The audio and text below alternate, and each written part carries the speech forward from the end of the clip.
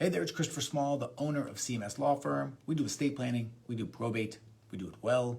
Today, I want to talk to you about when the right time is to worry about changes to the estate tax laws.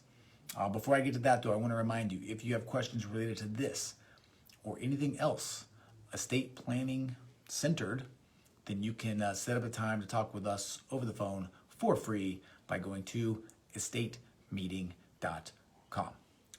Okay, today, at the time of recording this video or this podcast, depending on how you're listening to this, it is election day. Okay, it's November 3rd, 4:05 p.m. The polls are closing on the East Coast. Things are starting to happen. People are going crazy. Whatever your political leaning is, I really don't care, to be honest with you. You do you. I don't know that it's going to make a huge difference at the end of the day, and that makes everybody mad at me. That's fine. But I did have a potential client meeting today, and somebody was wanting to basically give all of their assets away to their kids because they were worried that the effect of this election would be a significant change in the estate tax laws that sort of oversee oversee this country.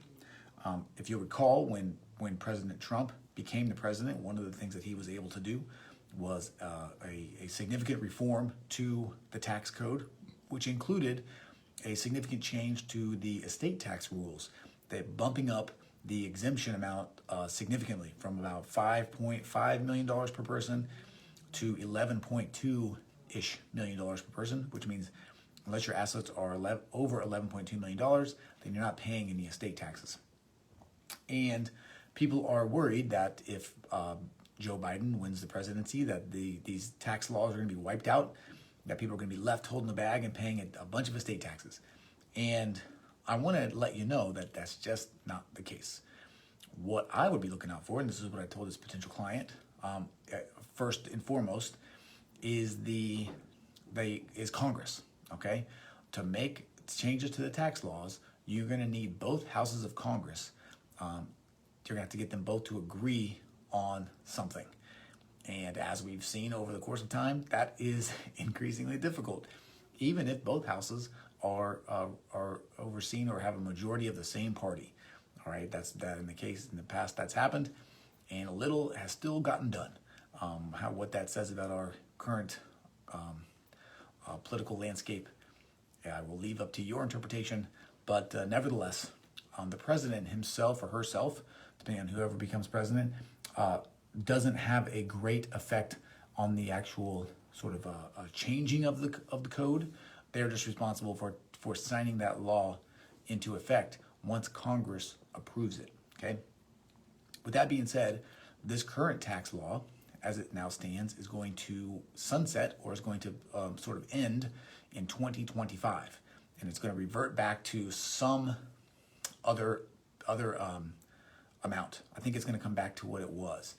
The reason for this is that the current tax code leaves some holes, I think, in the budget, and those holes need to be plugged up. And that was as long as they could go without plugging some holes, I believe. Okay, if I'm wrong, don't hate me. Okay, I'm kind of shooting from the hip here on this, but I do know they sunset in 2025. So as we get closer to 2025, it may become prudent to think about your gift tax exemptions and some things like that. If you are over the now federal limit, or if you anticipate that you will be over the new federal limit if it gets lowered. Okay, but nevertheless, the presidential election is not necessarily the time to panic about your tax code changing. All right, once we see who is elected to Congress and who runs those houses and who the president is, then you may want to worry about it, because you're really going to have both houses of Congress and the president all be from the same party, or all agree on something. If they're not from the same party, right now it's not looking good that that's going to happen for those changes to take effect. All right, and the last thing I'll say is, the one good thing that this potential client did today was, instead of having an idea, making a bunch of rash choices, and then trying to clean them up later, he reached out to someone like me who knows a little something about this particular subject and learned about it. And I would encourage you to do the same thing, whether it's estate planning or anything else in your life. before you read something on the internet and run out and do something kind of crazy, maybe a little stupid, then yep, I said stupid. Before you do something stupid, call somebody that knows what they're doing and talk to them about it. If you don't agree with them, that's fine. But at least you're going to learn a little something and you can make an informed choice. Okay, that's it. As always, if you like this video, please hit the like button. If you know somebody needs to hear this, please share it with them. If you have a question or comment, please leave it.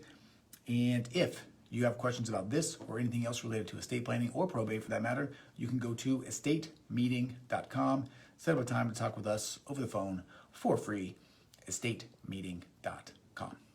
Okay, that's it. As always, I am Christopher Small. I am the owner of CMS Law Firm. We do estate planning. We do probate. We do it well. Thank you for your time. Thank you for your attention. I appreciate you, and I'll talk to you again soon. See ya.